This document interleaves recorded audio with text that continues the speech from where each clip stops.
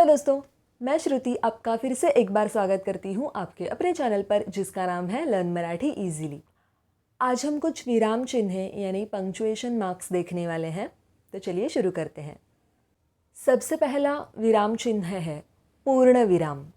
पूर्ण विराम मतलब फुल स्टॉप। वाक्य पूर्ण झाल्यावर पूर्ण विराम देतात। वाक्य पूरा होने पर पूर्ण विराम का यूज़ किया जाता है। फॉर एग्जाम्पल, तो दुकानात गेला, तो दुकानात गेला, वो दुकान में गया, वो दुकान में गया। अब यही पंक्चुएशन मार्क किसी और चीज़ के लिए भी यूज़ किया जाता है। शब्दांचा किंवा नावाचा शॉर्ट फॉर्म दाखवण्यासाठी इनिशियल्सच्या समोर वापरतात। मतलब शब्दों का या फिर नाम का शॉर्ट फॉर्म दिखाने के लिए इनिशियल्स के सामने यूज़ किया जाता है। फॉर एग्ज़ाम्पल, ह बच्चन मतलब अमिताभ हरिवंश राय बच्चन। अगला विराम चिन्ह है अवतरण चिन्ह। अवतरण चिन्ह के दो प्रकार हैं, एकेरी अवतरण चिन्ह और दुहेरी अवतरण चिन्ह। एकेरी अवतरण चिन्ह मतलब सिंगल इन्वर्टेड कॉमा। जेव्हा एखाद्या शब्दावर जोर द्यायचा असेल किंवा एखाद्या शब्दाला इम्पॉर्टन्स द्यायचा असेल तेव्हा एकेरी अवतरण चिन्ह वापरतात। मतलब अगर किसी शब्द पर जोर देना है या फिर इम्पॉर्टेंस किसी शब्द को देना है तो हम ये सिंगल इन्वर्टेड कॉमा यूज़ करते हैं, जैसा कि इस वाक्य में हुआ है। दूसरा प्रकार है दुहेरी अवतरण चिन्ह मतलब डबल इन्वर्टेड कॉमा। एखाद्या व्यक्तीच्या तोंडचे शब्द सांगण्यासाठी याचा वापर होतो। मतलब किसी व्यक्ति के मुंह से निकले हुए शब्द बताने के लिए इसका उपयोग किया जाता है।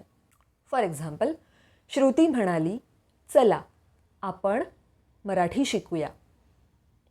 श्रुती म्हणाली, चला आपण मराठी शिकूया।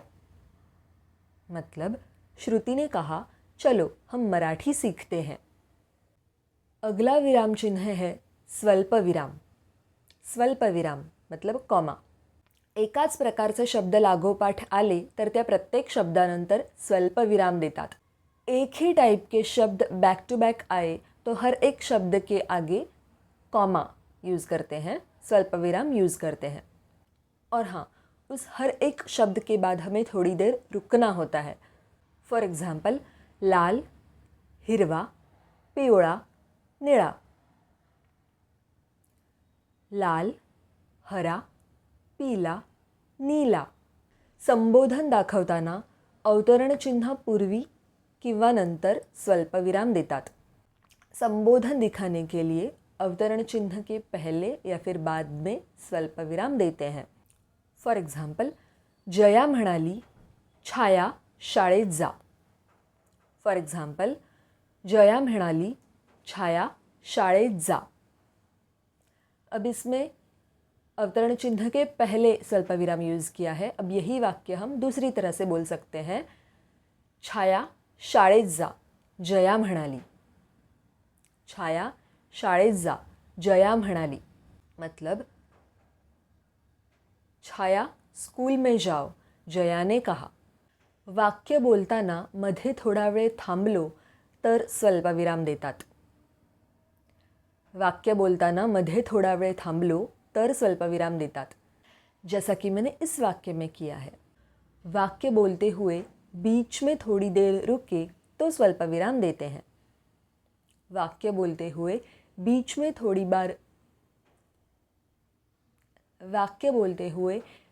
थोड़ी देर रुके तो स्वल्पविराम देते हैं। पुढचं विराम चिन्ह आहे अर्धविराम। अगला विराम चिन्ह है अर्धविराम। जिथे स्वल्पविरामापेक्षा थोडं जास्त थांबावं लागतं तिथे अर्धविराम वापरतात। जहाँ स्वल्पविराम से थोड़ी ज़्यादा देर रुकना पड़ता है वहाँ अर्धविराम का यूज़ किया जाता है। अर्धविराम मतलब सेमीकोलन। फॉर एग्जाम्पल, तू फक्त बोलतेस, करत मात्र काहीच नाहीस। तू फक्त बोलतेस, करत मात्र काहीच नाहीस। तुम सिर्फ बोलती हो मगर करती कुछ नहीं। अगला विराम चिन्ह है अपूर्ण विराम, मतलब कोलन. वाक्याच्या शेवटी डिटेल्स द्यायचे असतील तेव्हा अपूर्ण विरामाचा वापर करतात. मतलब वाक्य के आखिर में डिटेल्स देने हो तब अपूर्ण विराम का यूज़ किया जाता है. फॉर एग्जाम्पल, ही मुले उद्या शाळेत येतील, कोलन दिशा, अजय, छाया, रोहित. ये बच्चे कल स्कूल आएंगे, कोलन दिशा, अजय, छाया, रोहित. नाटकातील संवाद लिहिताना जी व्यक्ती बोलणार असेल तिच्या नावापुढे सुद्धा अपूर्ण विराम वापरतात. नाटक के डायलॉग्स लिखते समय जो इंसान बोलने वाला होता है उसके नाम के आगे भी अपूर्ण विराम यूज़ करते हैं. फॉर एग्जाम्पल, आई, तेजस इकडे ये, मतलब आई ने कहा, माँ ने कहा, तेजस यहाँ आओ. तेजस म्हणाला, ये तो आई. तेजस ने कहा, आता हूँ माँ. इसलिए यहाँ पे माँ और तेजस के नाम के आगे कोलन डाला है. पुढचं विराम चिन्ह आहे प्रश्न चिन्ह. अगला विराम चिन्ह है क्वेश्चन मार्क. अब इसमें से बहुत सारे विराम चिन्ह हमें ऑलरेडी पता है, फिर भी फॉर्मेलिटी के लिए मैं बता देती हूँ. प्रश्न विचारला असेल तर प्रश्नार्थक वाक्याच्या शेवटी प्रश्नचिन्ह वापरतात. मतलब अगर प्रश्न पूछा है तो प्रश्न वाले वाक्य के अंत में प्रश्न चिन्ह का यूज़ होता है, क्वेश्चन मार्क का यूज़ होता है. फॉर एग्जाम्पल, तो कधी येईल, तो कधी येईल, वो कब आएगा. पुढचं विराम चिन्ह आहे उद्गारवाचक चिन्ह या फिर उद्गार चिन्ह, मतलब एक्सक्लेमेशन मार्क. स्ट्रॉन्ग भावना दाखवण्यासाठी उद्गार चिन्ह वापरतात. स्ट्रॉन्ग भावना दिखाने के लिए उद्गार चिन्ह का यूज़ होता है. फॉर एग्जाम्पल, अरे वाह, खूप छान काम केलंस. अरे वाह, बहुत अच्छा काम किया. अगला चिन्ह है संयोग चिन्ह. संयोग चिन्ह दोन शब्द जोड़ण्यासाठी संयोग चिन्हाचा वापर करतात. दो शब्दों को जोड़ने के लिए संयोग चिन्ह का यूज़ होता है. फॉर एग्जाम्पल, टेबल खुर्ची, टेबल खुर्ची, टेबल कुर्सी. कालावधी दाखवण्यासाठी सुद्धा संयोग चिन्ह वापरतात. टाइम पीरियड दिखाने के लिए भी संयोग चिन्ह का इस्तेमाल होता है. फॉर एग्जाम्पल, 2016 ते 2019 या काळात अमरने चित्रपट आणि नाटकांमध्ये अनेक भूमिका केल्या. 2016 ते 2019 या काळात अमरने चित्रपट आणि नाटकांमध्ये अनेक भूमिका केल्या. 2016 से 2019 इस समयकाल में अमर ने फिल्म और नाटकों में अनेक भूमिकाएं की. 2016 से 2019 इस समयकाल में अमर ने फिल्म और नाटकों में अनेक भूमिकाएं की. ओळीच्या शेवटी शब्द अपूर्ण राहिला तरीही संयोग चिन्हाचा उपयोग करतात. लाइन के आखिर में शब्द अधूरा रहा तब भी संयोग चिन्ह का उपयोग किया जाता है. फॉर एग्जाम्पल, ती आज इतकी श्रीमंत आहे, इतकी श्रीमंत आहे की ती दरवर्षी 1 कोटी रुपये समाजसेवेसाठी खर्च करते. ती आज इतकी श्रीमंत आहे, इतकी श्रीमंत आहे की ती दरवर्षी 1 कोटी रुपये समाजसेवेसाठी खर्च करते. वो आज इतनी अमीर है कि वो हर साल 1 करोड़ रुपए समाज सेवा के लिए खर्च करती है. अब यहाँ मैंने आखिर में जो शब्द अधूरा रहा है उसके लिए आखिर में संयोग चिन्ह का उपयोग किया है और नीचे वो अधूरा शब्द, मतलब जितने अक्षर अधूरे हैं वो बाकी के अक्षर नीचे लिखे हैं. पुढचं विराम चिन्ह आहे अपसारण चिन्ह या फिर डॅश या फिर वियोग चिन्ह. बोलता बोलता विचार मालिका तुटल्यास हे चिन्ह वापरतात. बोलता बोलता विचार मालिका तुटल्यास हे चिन्ह वापरतात. मतलब बोलते बोलते जब थॉट चेन टूटती है तब ये साइन यूज़ करते हैं. फॉर एग्जाम्पल, तो मुलगा डॅश जो मस्ती करतो डॅश गावाला गेला. वो लड़का डैश जो मस्ती करता है डैश गांव गया. अगला विराम चिन्ह है लोप चिन्ह. लोप चिन्ह मतलब एलिप्सिस. जर एखाद्या मोठ्या ओळीतील किंवा एखाद्या पॅरेग्राफमधला काही भाग ओमिट करून पुढचा पार्ट घेतला तर जेवढा भाग ओमिट केला त्यासाठी लोपचिन्ह वापरतात. मतलब अगर किसी बड़ी लाइन या किसी पैराग्राफ में से कोई पार्ट लिया हो तो जितना पार्ट ओमिट किया उसके लिए ये चिन्ह यूज़ होता है. फॉर एग्ज़ाम्पल, आपको सैराट मूवी का झिंगाट गाना तो पता ही होगा. मैंने एग्जाम्पल के तौर पर वो गाना लिया है. उरात होतंय धडधड, लोपचिन्ह, पिरतीची बाधा झाली. हे उरात होतंय धडधड लाली, गालावर आली अन अंगात भरले वार, ही पिरतीची बाधा झाली. तो उरात होतंय धड़धड़ के आगे लाली गालावर आली और अंगात भरले वार की जगह पे मैंने लोप चिन्ह का यूज़ किया है. अगला विराम चिन्ह है अधोरेखा. अधोरेखा मतलब अंडरलाइन. टेक्स्ट किंवा कॉन्टेंटमधल्या एखाद्या भागाला विशेष महत्त्व द्यायचं असेल तर तो भाग अधोरेखित करतात. टेक्स्ट किंवा कॉन्टेंटमधल्या एखाद्या भागाला विशेष महत्त्व द्यायचं असेल तर तो भाग अधोरेखित करतात. टेक्स्ट या फिर कंटेंट में किसी पार्ट को स्पेशल इम्पॉर्टेंस देना हो तो वो पार्ट अंडरलाइन किया जाता है. फॉर एग्जाम्पल, मला आंबा आणि चिकू खायला आवडतो. मला आंबा आणि चिकू खायला आवडतो मतलब मुझे आम और चीकू खाना पसंद है. अब यहाँ मैंने आंबा और चीकू के नीचे अंडरलाइन किया है. अगला विराम चिन्ह है विकल्प चिन्ह. विकल्प चिन्ह मतलब स्लॅश. एखाद्या शब्दासाठी असलेला पर्याय दाखवण्यासाठी त्या दोन शब्दांच्या मध्ये हे चिन्ह वापरतात. पर्याय मतलब ऑप्शन. एखाद्या शब्दासाठी असलेला पर्याय दाखवण्यासाठी त्या दोन शब्दांच्या मध्ये हे चिन्ह वापरतात. किसी शब्द का ऑप्शन दिखाने के लिए उन शब्दों के बीच में ये साइन यूज़ होता है. फॉर एग्जाम्पल, मला लिंबू किंवा कोकम सरबत आवडतं. मला लिंबू विकल्प चिन्ह, कोकम शरबत आवडतं मतलब मुझे नींबू या फिर कोकम शरबत पसंद है. अगला विराम चिन्ह है काकपद या फिर हंसपद. काकपद या फिर हंसपद.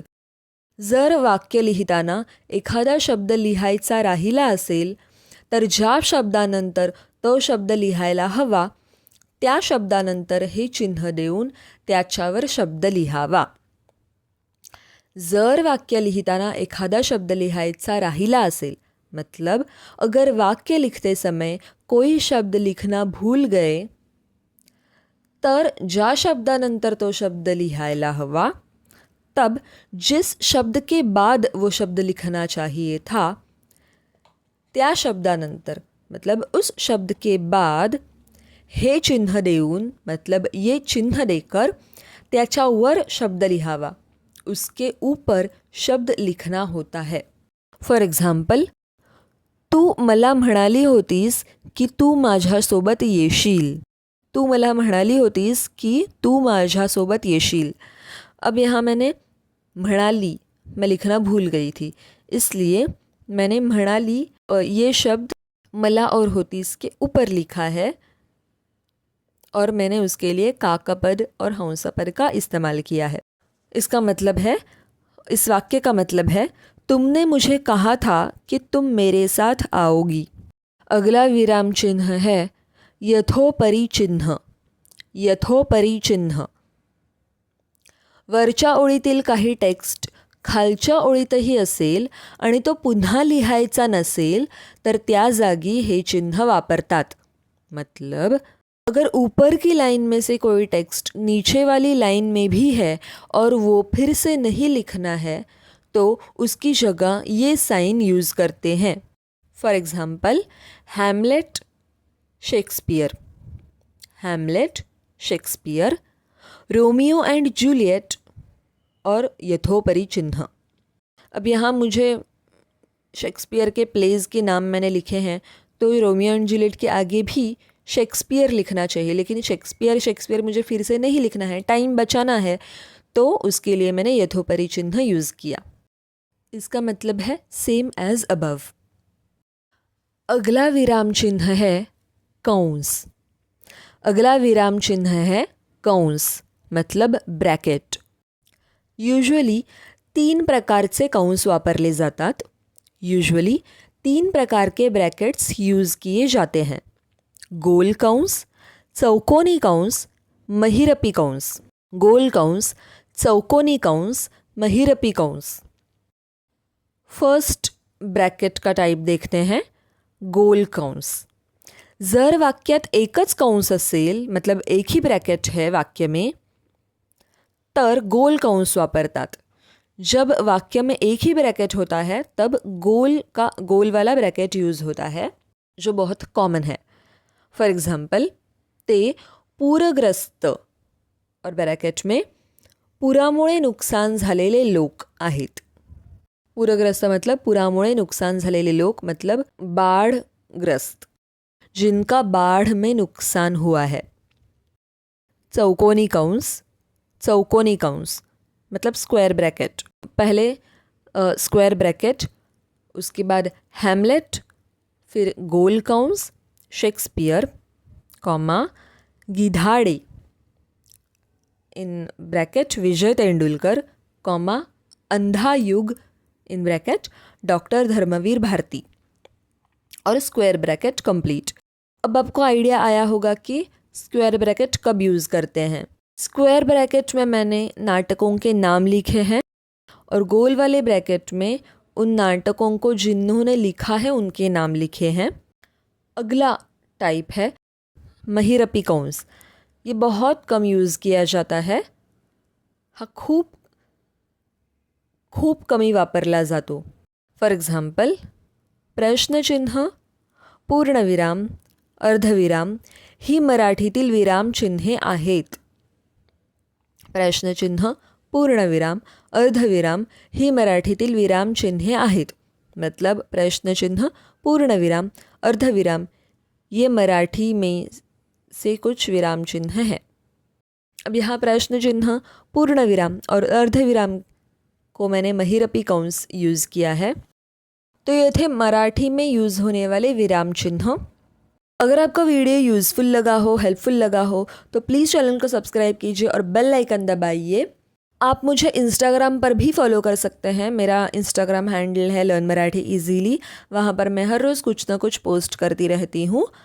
तो मिलते हैं अगली वीडियो में, तब तक के लिए टेक केयर, बाय बाय।